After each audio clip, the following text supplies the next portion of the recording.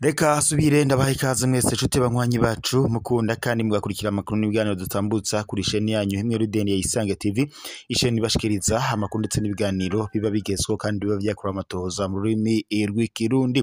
Ndabahaye ikaze rero mu makuru yacu uyo muri iki gitondo, akaba hari amakuru na cyane haraza gushimikira ku ngingo nkuru zikurikira. Nyuma yuko ingabo z'u Burundi zihunze urugamba muri Republika Iharanira Intwaro Rusange ya Kongo ndetse bikanagaragara ko zananiwe urugamba, ni ingingo ishavuje cyane amakungu ndetse na cyane n'igisirikare cy'u Burundi. Hurongo igisirikare cy'u Burundi Birime niyo ngabo agatangaza ko ingabo z'u Burundi zaja muri Republika Iharanira Intwaro Rusange ya Kongo ataco zagiye kumara. Muje kandi izi ntambara ziri mu buseruko bwa Kongo zihagaritse umutima igisirikare cy'u Burundi ndetse na leta y'u Burundi muri rusange. Aho Perezida Ndayishimiye ubwo yaganiraga n'abahagararira amaleta yabo ngaha mu Burundi, yavuze ko intambara yo muri Republika Iharanira Intwaro Rusange ya Kongo ishobora kwaduka igaca iba intambara y'akarere. Na cyane rero inavuze ko intambara imuhagaritse umutima kuko isaha n'isaha ishobora kujabuka mu gihugu cy'u Burundi. Numije kandi mu masaha make ashize umugwi witwaje ibigwanisho wa AFC M23 watangaje ko amaze gufata igisagara ca Uvira, kikaba kandi kiri hafi cyane y'umugwa mukuru wa politike w'u Burundi Bujumbura. Ibi rero bikaba bihagaritse umutima leta y'u Burundi, kuri ubu ikaba yatanguye gucucagira abasirikare ku mipaka ihuza u Burundi ndetse na Republika Iharanira Intwaro Rusange ya Kongo. Sibyo gusa kandi amakuru dufise nuko kuri ubu ngubu imipaka cyangwa se imbibe zihana kumbibe za Republika Iharanira Intwaro Rusange ya Kongo n'u Burundi zikaba azamaze kugarwa, bivanye nuko ngo leta y'u Burundi ishaka gucungera umutekano wacu. Ni mu gihe kandi Perezida Ndayishimiye yatangaje ko ngo mu gihe Uvira ngo izoba ifashwe azoca ngo nawe ajabukana mu Kirundo agaca afata umugwa mukuru wa politike w'u Rwanda Kigali. Ibi yabitangaje agira yumvikanishe neza ko umugwi wa leta wa M23 AFC ngo ufadikanye n'u Rwanda, kandi iyi ni ingingo leta y'u Rwanda idahengeshanya guhakana yivuye inyuma, ikavuga ko atahuriye n'umugwi witwaje ibigwanisho wa M23 ndetse na AFC mu guhungabanya umutekano mu buseruko bwa Republika Iharanira Intwaro Rusange ya Kongo. Perezida kandi Evariste Ndayishimiye yafashe Perezida w'u Burundi kandi Evariste Ndayishimiye yafashe ingingo yo kugara imipaka ihuza u Rwanda n'u Burundi yo hasi, aho ndetse yatangaje ko ngo yayugaye mu rwego rwo gucungira umutekano w'igihugu ciwe. Mu gihe kandi Perezida Ndayishimiye yagiriza igihugu kibanyi cy'u Rwanda ko bagishigikiye imigwi itwaje ibigwanisho nka Red Tabara mu guhungabanya umutekano w'u Burundi. Ariko kandi leta y'u Rwanda nabwo ntihengeshanya guhakana ivyo yagirizwa yivuye inyuma, ikavuga ko hatahuriye n'umugwi witwaje ibigwanisho wa Red Tabara mu guhungabanya umutekano w'u Burundi. Mu gihe kandi umugwi wa Red Tabara ofisi ibirindiro muri Republika Iharanira Intwaro Rusange ya Kongo muri Kivu y'ubumanuko, aho ndetse ari naho uturuka.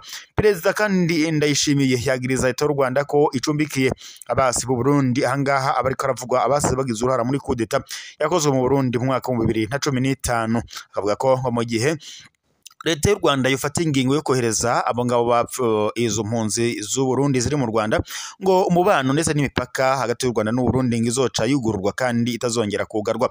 Ibyo kandi umuvugizi wa leta y'u Burundi Guylaine Gatoni yabitangaje nawe avuga ko ngo mu gihe imipaka iyo mu gihe ngo leta y'u Rwanda yufata ingingo yo kohereza ngo abasize bagize uruhara muri kudeta yakozwe mu mwaka wa 2015, ngo Burundi bwiteguriye kugurura imipaka kandi ngo itazosubira no kugarwa.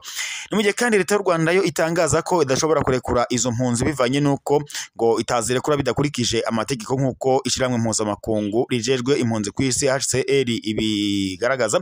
Leta y'u Rwanda rero ikavuga ko mu gihe leta y'u Burundi yofata ingingo ikaja gusaba ivyangombwa bibemerera ko izo mpunzi zitahukanwa mu mahoro n'umwidegemvyo, ngo leta y'u Rwanda ishobora gufata ingingo yo kubabaha. Ariko rikavuga ko mu gihe ishiramwe mpuzamakungu rijejwe impunzi ku isi HCR ritoba ngo ryahaye urusha leta y'u Burundi ngo badashobora gutahuka nk'uko amakuru n'ubundi ku rubuga abishikiriza. Murabizi kandi neza n'ubundi ko kugira ngo impunzi zitahukanwe mu gihugu cazo bitegerezwa kuba harasinywe amasezerano mu ishyirahamwe mpuzamakungu rijejwe impunzi ku isi, ndetse rigatera ko umukono rikemera ko izo mpunzi zigomba gutahuka. Muri aya makuru rero dufise muri aka kanya nuko kuri ubu ngubu ingabo z'u Burundi zaraye zikubitiwe muri Republika Iharanira Intwaro ya Kongo ndetse zikabandanya zihungira mu gihugu cy'u Burundi, ibintu bishavuje cyane leta y'u Burundi ndetse na Evariste Ndayishimiye. Kuri ubu ngubu kandi amakuru yita cyane adushikiye mu kinyegero nuko ku rubuga ibintu bitifashe neza, intambara yo muri Republika Iharanira Intwaro ya Kongo ishobora kujabuka igaca yinjira mu gihugu cy'u Burundi. Kuri ubu ngubu rero amakuru dufise nuko ikibuga c'indege ca Bujumbura Melchior Ndadaye coba camaze gufatwa nk'uko amakuru duhabwa n'amasoko yacu abishikiriza. Kuri ubu rero Perezida Ndayishimiye akabyumvishe inkuru y'agacabu cyane, inkuru iteye ubwoba kuri leta y'u Burundi kuba ikibuga c'indege ca Bujumbura camaze gufatwa nk'uko ndetse n'amakuru ku rubuga abishikiriza. Mu gihe kandi ibi biruko mu gihe abanyagihugu bo bidoga bavuga ko intwaro ya Perezida Ndayishimiye bayirambiwe, bakavuga ko ndetse no mu kiringo ca kabiri ngo batazomwemerera kwitoza ibijanye n'ikiringo ca kabiri mu matora yimirije mu mwaka wa 2027 ngo kuko yamaze kubohera abanyagihugu amaboko imugongo. Ni mu gihe kandi Perezida Ndayishimiye we ariko araca ku biti no ku mabuye kugira ngo azokwitoza mu kiringo ca kabiri mu matora yimirije mu mwaka wa 2027. Ni mu gihe kandi abahinga mu vya politike na cyane abo ngaha mu karere k'ibiyaga binini bavuga ko Ndayishimiye kuba ngo yarashitse ku butegetsi ataco ariko aramarira abanyagihugu, ngo ibibazo abanyagihugu bafise arabizi, ahubwo ngo nuko hari iminyanyuro itarashikwako. Ni mu gihe kandi mu makuru dufise uwa uramutswa umugambwe CNDD-FDD Nyiriteka Reverien Ndikuriyo yamaze gusezera mu nteko ya Sena cyangwa se mu nama nkenguzamateka, akaba yatangaje ko yamaze gusezera. Gusa ingingo n'amakuru aturuka mu kinyegero nuko uyu Reverien Ndikuriyo ngo mukuba yafashe ingingo yo gusezera mu nama nkenguzamateka ngo ashaka kuzokwitoza nk'uwigenga mu matora yimirije mu mwaka wa 2027, ndetse bikananuganurwa ko yoba ari we ashaka kwitoza mu kibanza cy'umukuru w'igihugu nk'uko amakuru dukura ku rubuga abishikiriza. Reka tunyarukire mu yandi makuru kandi duhabwa n'ikimenyesha makuru ca Ejo Heza, aho rero iyo nkuru ifise umutwe ugira uti mbega ni iki Domitien Ndayizeye yoba yarayaze na Hussein Rajab mw'iwehero rikuru rya Mpimba.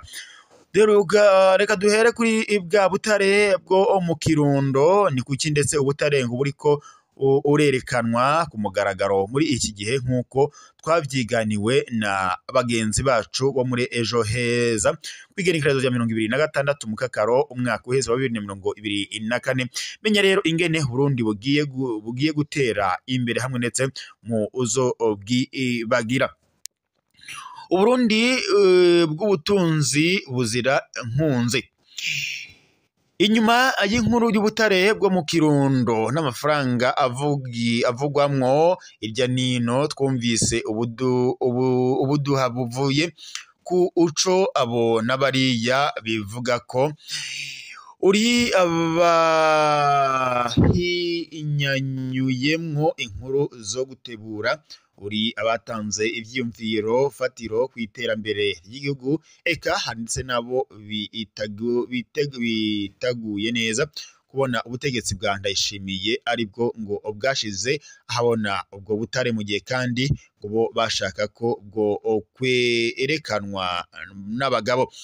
Wahoze ajejwe ivyo kwakira abashitsi bagendera Hussein Rajab mw'ibohero rya Mpimba yatubwiye ko ivyo gushira ahabona ahari ubutare ngo mu bibanza bitandukanye mu gihugu vyabaye ngo butebe, ariko kandi vyari bisanzwe biri mu nteguro. Avuga kandi ko hoba ngo hariho imvugo ngo imvo bitashizwe ahabona igihe ngo ca nkuru nziza, bikaba kandi ngo bitanguye kugirwa ku ntwaro ya Perezida Ndayishimiye. Yatubwiye ko umunsi umwe ngo bakiriye umushitsi w'iteka, uwo nawe ngo akaba yari Domitien Ndayizeye yahoze arongora Burundi. Uretse ko yari aje ngo kuramutsa Hussein Rajab mw'ihoro, yari aje ndetse no kumushimira ngo ku ruhara yagize kugira ngo umugambi mubisha nkunziza yari yabateguriye we ngo n'uwahoze ari icegera ciwe Alphonse Marie Kadege ngo uburizwemo. Yatubwiye kandi ko uko ari babiri baganiriye bikwiye uko ngo bayaga, niko kandi Domitien Ndayizeye ngo yatwenga cane n'amosozi agakoroka. uno yari ajejwe kwakira abashitsi yatubwiye ko hari akantu yasamiye hagati igihe yari yegereye bano abanyacubahiro.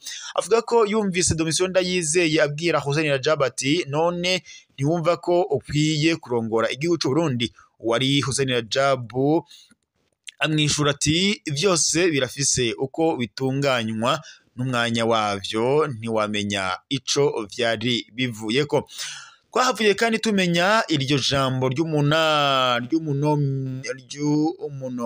Domitien Ndayizeye yayaze na Hussein Rajab biciye mu ntahe yiwe, aho Ndayizeye yagize ati urya mutama yaranyagiye ibijanye n'ibibanza birimwo ubutare ngaha mu Burundi, anyagira kandi hari isi ndimwa yimbuka gusumba ahandi, ananganirira n'ibindi bintu igihugu gitunze. Jewe imisi nabaye mu nzego ntari nzi ko biba ahangaha mu Burundi. Yaranyeretse ukuntu Uburundi mu myaka 10 bwoba ngo bukwiye bugoba bukwikwije ngo busigaye butanga ifashanyo n'ingurane ku bindi bihugu. Niho kandi namubwira ko yoza akaba umukuru w'igihugu, nawe anyishura ko hataragera. Iyindi ntahe isa niyi twayihawe n'umwe mu rwaruka rwo mu mugambwe MSD rwari rupfungiwe mw'ibohero rya Mpimba igihe Hussein Rajab nawe ariho yari. Yatubwiye ko umunsi umwe yasabye abari bajejwe umutekano wa Hussein Rajab mw'ibohero bamusabira umubonano kwa Rajab. Byaratevye ariko kandi birakunda, yabakiriye ari abasore 9 n'umwigeme umwe bose bo muri MSD. Yavuze ko icambere cabashimishije ari uko basanze ari umuhumure yugurutse cyane, ngo yabaganiriza nkaho wogira nawe niwe mu rwaruka cyangwa se ni umwe mu rwaruka. Yatubwiye ko Hussein Rajab ari we wenyine yatanguye kubabwira ko ari umugenzi w'urwaruka, kuko ngo ari rwo rufise imitima ishashaye kubaka igihugu c'u Burundi nko bataravye ubudasa bwabo. Yavuze kandi ko Hussein Rajab yababwiye yuko yizeye neza ko urwaruka ari rwo ruzokubaka Uburundi bwavuzwe n'abasokuru, kuko atamugera w'amacakubiri wabagataraje. Yarabahaye kandi akarorero aho usanga umusore avuka ku bavyeyi bose bo mu bwoko bumwe, bamuka mu Urutovu canke Imatana, bamwe ba macakubiri y'akarande yukunena abandi ku rugero rwo kudashobora kwicarana. Ariko kandi bwaca ngo bakabona umuhungu wo mu wabo aberetse umwigeme yashimye wo mu Kinama afitaniye agashusho n'abakongomani, ugasanga kandi ngo bahuriye kuri kaminuza mu Manza canke ahandi bagashimana. Canke umusore ngo wo mu Buyenzi no mu Bwiza canke ahandi avuka ku bavyeyi bo mu bwoko n'ubu, ugasanga bamuka muri Kongo canke muri Tanzania, umusore wabo agashimana n'umwigeme wo mu Ngagara canke ku Musaga. Abavyeyi n'abaryango bakavuza induru ko aciye nk'amabere, abandi bati utuzaniye gusa gasheshe, ariko kandi umuhungu akabakurira inkoni ku gishitsi ko atawundi azomubera umufasha atari uwo. Hussein Rajab kandi yababwiye ko ngo buke buke abana bagenda barakuraho ivy'amacakubiri y'amoko mu kibano, kuko ngo bobo batabiha agaciro bivanye n'isi bagezemwo. Yababwiye kandi ko ngo harinze hagera aho urwaruka rwemeranya ku bana rudasangiye ukwemera idini, ucabona ko ukugurura mu vyiyumviro kwabo ari itunga rikomeye, isabwa ko vyivyazwamo umusaruro mu kubaka Uburundi bushasha. Icibagiwe coco ni ubudasa bw'imigambwe ataco bucononera urwaruka, kuko benshi bamaze gutahura ko ari ruhendo rw'abanyepolitike b'imburakimaze. uwaduhaye ayo makuru kandi avuga ko Hussein Rajab yababwiye ko ategekanya gukorana n'urwaruka rufise amaraso ashushe n'indoto zo kugera kure kuko abahumure bakongatanijwe n'amacakubiri imbere y'uko mu ukorana kandi abanza kukuraba izuru akamenya ubwoko bwawe yabona ngo mutabusangiye akemera guheba uwo mugambi nubwo woba wari umufitiye akamaro kanini. Mwene kutuyagira kandi yaravuze ko Hussein Rajab yamenyesheje ko ibivugwa yuko itunga ry'igihugu hari abariko bararisahura ngo bashobora kunyunyuza ibigega vya leta ari abariko ngo barisiga urubwa ngo rw'ubusa n'ishusho mbi ku bana babo kuko ngo naho boyora amafaranga yose ari mu banki nkuru y'igihugu BRB ngo bagaterura ayari mu makambi yose ataco boba barakora kwitunga igihugu gifitse. Yababwiye kandi ko ari amafaranga biba ari ifashanyo ingurane igihugu kiba carahasavye kubera indongozi nyinshi zagiye ziratwara igihugu ari ibinebwe bashaka kurya iby'ubusa ngo bagasimba amafaranga atagira igitigiri ari mu butare ndetse no mu burimyi ngo bagashima usagata utwo babona hafi kandi twuzuyemwo induru kuko abarundi baba bayazi n'abene kuyatanga amakungu bayagumize ko ijisho. Mu gusezerana yababwiye ko umunsi ngo hazoba ubutegetsi bubona kure ngo bukinjira mu gisata c'ubutare leta ngo ntizoba igisabye imfashanyo hanze y'amafaranga azova muri ubwo butare ngo azohakwa kumena ibigega vya leta ngo kandi imigambi yose y'iterambere umuyaga nkuba inyubako amabarabara bizokorwa n'amafaranga ava muri ico gisata. Hazogera kandi aho amakori ngo agabanurwa ku rugero rwaho ngo wogira ko yakuweho kuko leta ngo ntizoba igihanze amaso ayo makori mu gukora imigambi yayo. Ubwo Burundi kandi ngo ubwubatswe gutyo ngo buzomenyekana cane mu makungu ku buryo ngo icubahiro n'igitinyiro bizokwizana kutisanga dusigaye duhabwa ijambo tutarisabye. Aya mafaranga ngo niyo azokoreshwa mu guhesha iteka ibisata bikomeye by'igihugu nko kwivuna umwasi, umutekano, amagara y'abantu, indero ndetse n'ubucamanza. Ababikoramo kandi ngo bagahembwa neza ngo bakaroswa uburaro n'ibikoresho bikwiye by'akazi ngo ntawe uzoba akivuga Burundi mw'izina. Izina iciza uyu muhinga kandi mu vya politike avuga ko iciza ari uko abategetsi b'ingwiza murongo ngo bagiye barabisikanya ku butegetsi atabakojeje umwuko muri ubwo butare ngo batembanye utwo ngo bashikuye ku umyenda igihugu casabye kandi ngo ingaruka mbi ngo bazozibona canke imiryango yabo izibone. Yarangije ababwiye ko abarundi bazindutse ngo bazingamitswe n'amacakubiri ngo basakije imitima yabo, Imana ica ibima ubwenge bwo kwiteza imbere kuko ngo hari amacakubiri nta bwenge bwubaka buharangwa. Ubutunzi buzira inkunzi niryo teka igihugu cacu gikeneye nkuko amakuru dufise abivuga ngo ivyo Evariste Ndayishimiye ariko aravuga ngo ni intangamarara abajejwe kubishira mu ngiro bari mu nyuma.